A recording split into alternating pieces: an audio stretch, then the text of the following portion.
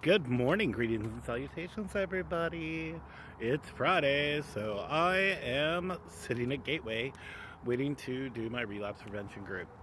And it is very frigid, but it's good. Um, Yesterday was a day full of all kinds of work. I did everything I needed to do in order to secure myself a caseworker. I did what I needed to do in order to secure rides to my appointments that I need, because I was having massive issues with that. And I still might, but it's okay because there's other outlets to utilize. I was given several different little options, so that's a big plus. Um, so my recovery is not getting stinted, which is something I was worried about. Um, but I need to remember that things happen in divine timing, not in my timing. So I gotta resonate with that, and I gotta roll with that.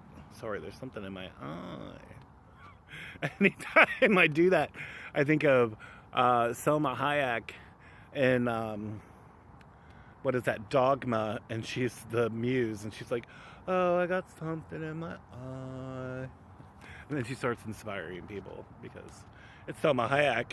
She is a muse, I think, period. She may be an actress, but she's a muse. But we have to remember that things happen in divine timing, not in our own timing. Especially being a recovering addict, that is something that, like, we get confronted with on a regular, is the addiction aspect of us wants things right now. But that's not the way the world works. That's not the way the universe works. It works when it works. Like, we have to accept that. Acceptance is big key. Like, I learned that a long time ago when it comes to recovery. Acceptance is key. That is the big Mac Daddy of getting clean and healing. So, but I've come to, like, a new understanding of acceptance as well. Like, my healing journey this time has been super intense. I had EMDR yesterday, and boy,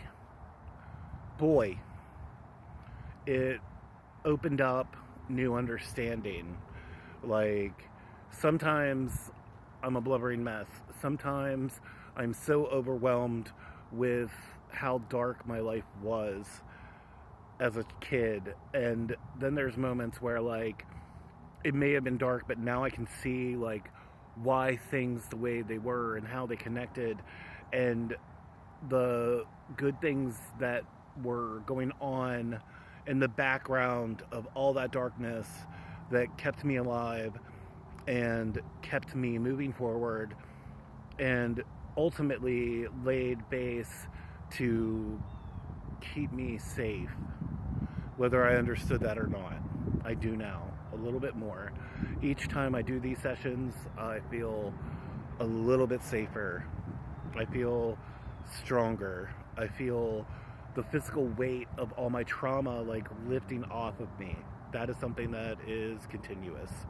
So, with all that being said, this is my check-in for today. Will I be on again? Most likely. I'm still working on getting myself prepared to do lives again. I need to figure out, like, getting moderators and things like that, but I have been working on a lot of stuff that is going to gear us towards doing men's groups and talking about SA trauma and surviving and living. So this is where I'm at in that journey. I've been doing a ton of research. I've been reading a lot, which I think is, the education aspect of it is key. Because I am not a doctor, but I am a survivor. So educating myself to gather more information in order to speak correctly instead of just speaking whatever. So that's where we're at. Greetings and salutations. Have a great and amazing day. Don't smoke crack. It's bad for your health.